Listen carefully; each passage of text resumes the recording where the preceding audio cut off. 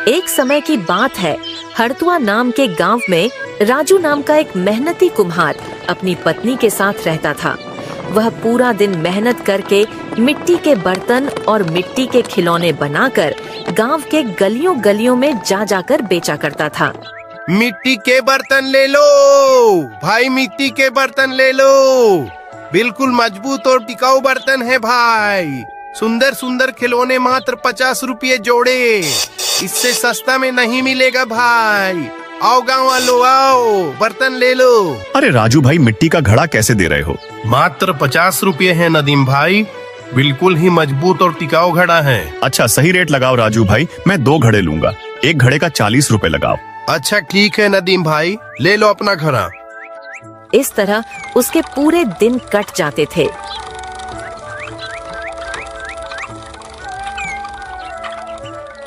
लेकिन उसी गांव में एक लालची और अत्याचारी जमींदार हरिलाल रहा करता था। वह गांव के भोले भाले लोगों को थोड़ा सा कर्ज देकर उनसे ज्यादा ब्याज वसूल करता था।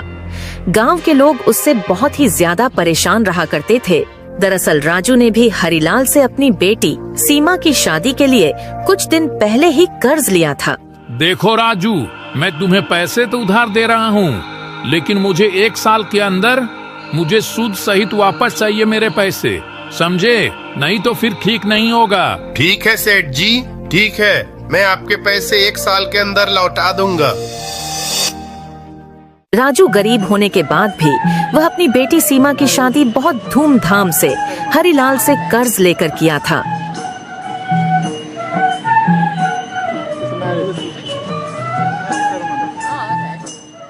और बीतते समय के साथ मिट्टी के बर्तन और खिलौने बेचकर आए पैसों से वह सेठ से लिए कर्ज को धीरे धीरे उतार रहा था। आओ भाई आओ, आओ भाई आओ, मिट्टी के बर्तन ले लो, 2 घड़े मात्र 50 रुपये में, साथ ही साथ सुंदर सुंदर खिलौने ले लो मात्र 50 रुपये में, मात्र 50 रुपये में, बिल्कुल ही मजबूत सामान है भाई, ले लो भाई ले लो।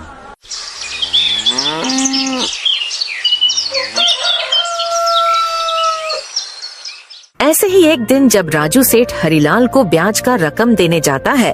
सेठ जी, ये लीजिए इस महीने के 1000 रुपये, इस महीने में आपको इतना ही दे सकता हूँ, इस महीने मेरे सामान उतने नहीं बिके हैं। अरे ये क्या बस 1000 रुपये? क्या मजाक बना रखा है राजू तूने? तुझे मुझसे कर्ज लिए 9 महीने बीत चुके हैं। मैंने तुम्हें कहा था ना कि हर महीने ब्याज की रकम मुझे बराबर देते रहना, लेकिन तू मुझे ये 2-3 महीनों से क्या दे रहा है? मजाक बना रखा है क्या? इसलिए अब मैं सोच रहा हूँ तुम्हारा ब्याज में 10% से बढ़ा रहा हूँ। पर सेठ जी, आपने अभी पिछले महीने ही तो मेरा 5% से ब्याज बढ़ाया था, इस बार आपने 5 से सीधा 10 कर दिया। ऐसा मत कीजिए सेठ जी, मैं आपके पैसे बहुत मुश्किल से दे रहा हूँ। हाँ बढ़ाया था, लेकिन मुझे पता नहीं था कि तू मेरे पैसे देने में इतना टाइम लगा देगा, इसलिए अब से तुम्हारी ब्याज की रकम हर दूसरे महीने में बढ़ेगी। इस बार तो मैं ये 1000 रुपये रख ले रहा हूँ, लेकिन अगले महीने से तुझे हर महीने मुझे 5000 रुपये देने होंगे। पर सेठ जी, ऐसे तो मेरे घर का खर्च चलाना भी बहुत मुश्किल हो जाएगा। मैं बहुत मुश्किल से तो आपके पैसे जोड़ जोड़ कर देता हूँ। आपने तो मुझे 1 साल का समय दिया था, अभी तो 9 महीने ही हुए हैं। देख राजू, यह सब मैं नहीं जानता हूँ, रुपये देने हैं मतलब देने हैं, वरना तेरा जो घर है ना, वह मुझे जबरदस्ती हथियाना पड़ेगा। ठीक है सेठ जी, मैं आपको हर महीने ब्याज की रकम देता रहूंगा, पर आप मेरे घर लेने की बात ना करें। एक ही तो छत है हमारे पास, अगर वो भी आप ले लेंगे तो हम कहाँ जाएंगे? राजू चुपचाप अपने घर लौट जाता है और घर जाकर राजू फिर से मिट्टी के बर्तन बनाने लग जाता है। तभी राजू को परेशान देखकर उसकी पत्नी रूपवती उससे पूछती है, क्या हुआ जी? आज आपका चेहरा इतना उतरा उतरा क्यों दिखाई दे रहा है?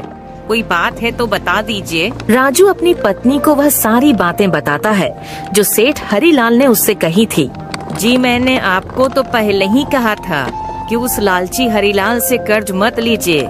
सेठ हरिलाल 1 नंबर का लालची इंसान है, वह बस गरीबों का खून चूसना जानता है। हाँ, पर भाग्यवान मैं उस समय करता भी तो क्या, बिटिया की शादी के लिए किससे कर्ज मांगता। मेरे पास और कोई रास्ता नहीं था। अब मुझे और अधिक बर्तन बनाने होंगे, जिससे मैं ज्यादा से ज्यादा बर्तन और खिलौने बेच सकूंगा। अच्छा भाग्यवान, सारे बर्तन बन गए हैं, तो मैं इसे धूप में सूखने के लिए रख देता हूँ, और बाकी जो बर्तन और खिलौने सूख कर तैयार हो गए हैं, उसे मैं बाजार लेकर जा रहा हूँ। तुम शाम होते ही सारे बर्तनों को घर के अंदर कर देना। अच्छा ठीक है जी, मैं शाम होते ही सारे बर्तनों को अंदर कर दूंगी, आप निश्चिंत रहिए। राजू अपने तैयार हुए सारे बर्तनों और खिलौनों को अपने ठेले में लेकर बाजार चला जाता है। आओ भाई आओ, आओ भाई आओ। पूरे दिन मेहनत से बर्तन और खिलौने बेचने के बाद भी राजू दिन के मात्र 200 रुपए ही कमा पाया। ये लो भाग्यवान, आज की कमाई। ये क्या जी, ये तो मात्र 200 रुपये हैं। ऐसे में हम उस हरिलाल का कर्ज कैसे चुका पाएंगे, आप ही बताइए ना। मैं क्या करूं रूपवती, कोई मिट्टी के बर्तन लेने को तैयार ही नहीं होता है। सारे ग्राहक कहते हैं, भाई इस जमाने में मिट्टी के बर्तन कौन इस्तेमाल करता है, हम तो स्टील या एल्युमिनियम के बर्तन ही लेंगे। बताओ, ऐसे में मैं क्या कर सकता हूँ, मुझे और कोई काम भी तो नहीं आता है। मेरे पास एक उपाय है जी, क्यों न हम दोनों मिलकर बर्तन बनाएं। ऐसे में हम ज्यादा बर्तन बना सकेंगे, हमारी कुछ न कुछ आमदनी तो बढ़ ही जाएगी। अच्छा ठीक है भाग्यवान, मैं कल से देखता हूँ। फिलहाल मैं बहुत थक गया हूँ, मैं जा रहा हूँ सोने।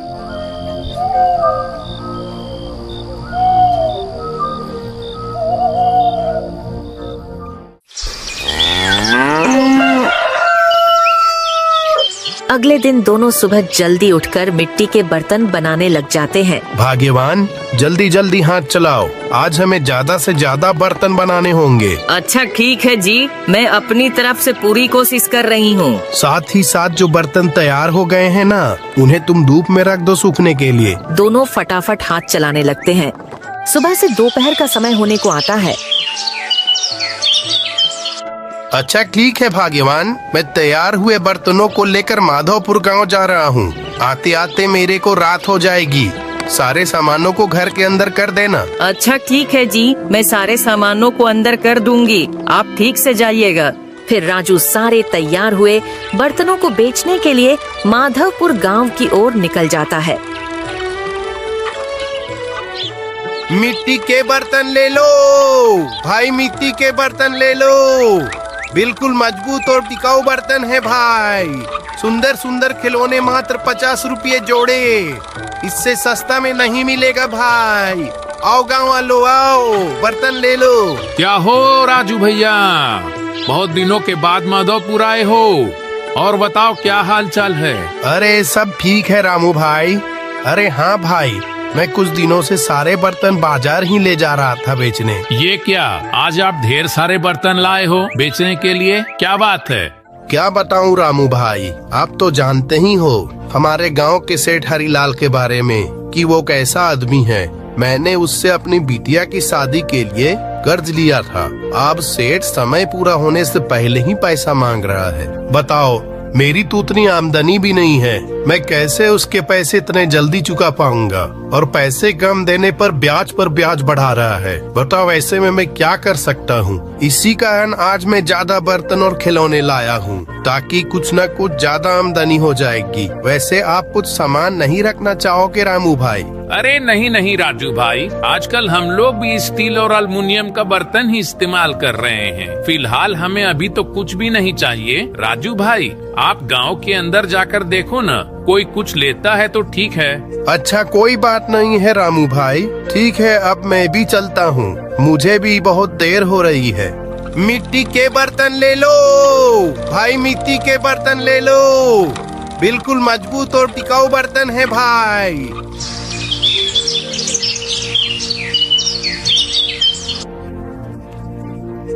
ये लो भाग्यवान, आज की कमाई।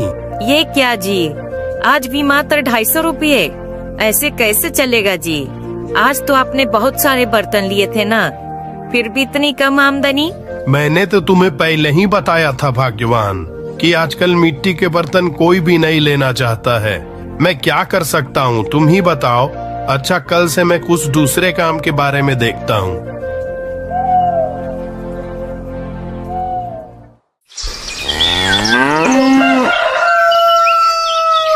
अगले दिन सुबह सुबह राजू अपने आंगन में बर्तन बना रहा होता है कि तभी एक बूढ़ा व्यक्ति उसके पास आता है और उससे कहता है, बेटा, मैं अपने साथ कुछ मिट्टी लाया हूँ और मैं चाहता हूँ कि तुम इससे मेरे लिए एक सुंदर सी बांसुरी बना दो। लेकिन बाबा, बांसुरी तो बांस की बनती है ना, आप मिट्टी के बांसुरी क्यों बनवाना चाहते हो? हाँ बेटा, बांसुरी तो बांस की ही बनती है, लेकिन बेटा मैं चाहता हूँ कि तुम मेरे लिए मिट्टी की बांसुरी बनाओ। ठीक है बाबा, मैं आपके लिए मिट्टी की बांसुरी बना दूंगा।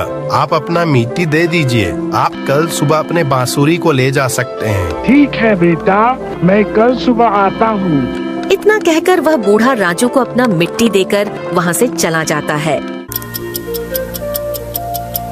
और अगले दिन फिर सुबह सुबह वह बूढ़ा राजू के पास आता है और उससे कहता है, बेटा, क्या मेरी बांसुरी बनकर तैयार हो गई है? हाँ बाबा, ये लीजिए आपकी मिट्टी की बांसुरी। बाबा बांसुरी को देखकर बहुत खुश होते हैं। फिर राजू से कहते हैं, बेटा, यह बांसुरी तुम अपने पास रख लो और बदले में मुझे एक मिट्टी का बर्तन दे दो।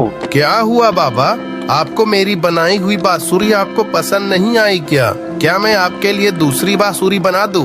नहीं नहीं बेटा, मुझे बांसुरी बहुत पसंद आई, लेकिन मैं जिस काम के लिए बांसुरी बनवाया था वह काम मेरा हो गया है। फिलहाल मुझे एक मिट्टी के बर्तन की जरूरत है। मुझे एक मिट्टी का बर्तन दे दो। अच्छा ठीक है बाबा, आप जैसा कहो। उसके बाद राजू बाबा को एक मिट्टी का बर्तन दे देता है। फिर बाबा उसे लेकर वहाँ से चले जाते हैं। बाबा के जाने के बाद वापस राजू कर्ज के बारे में सोच सोच कर बहुत परेशान हो रहा होता है कि तभी उसकी नजर बांसुरी पर पड़ती है। राजू अपने कर्ज के बारे में सोचते हुए बांसुरी बजाने लगता है।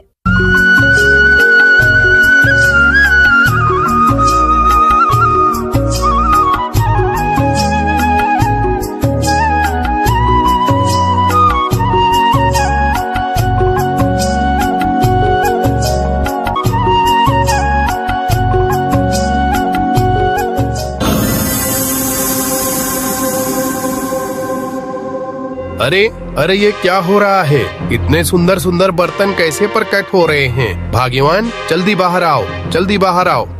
अरे क्या हुआ जी, क्यों आप इतना चिल्ला चिल्ला कर बुला रहे हो?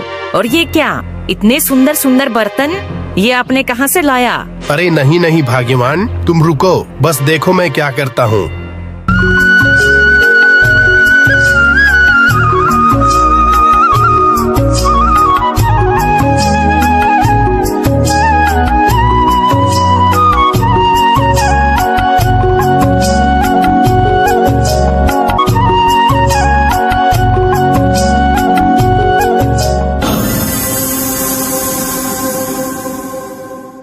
अरे ये क्या जी, इतने सारे सुंदर सुंदर बर्तन, ये तो जादुई बांसुरी है।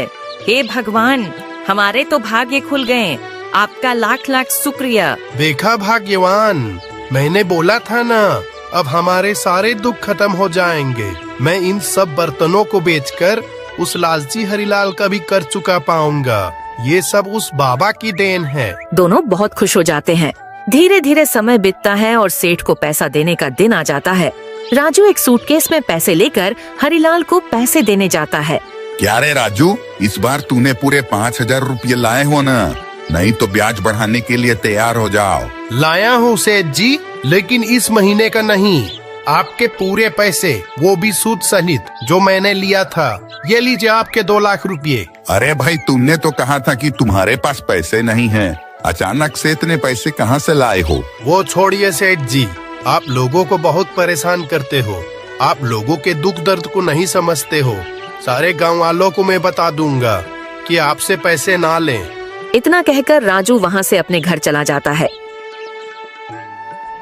राजू बांसुरी की मदद से बहुत पैसे कमाता है और गांव के बाजार में ही खुद का एक बर्तन का दुकान खोल लेता है और खुशी खुशी अपना जीवन बिताने लगता है।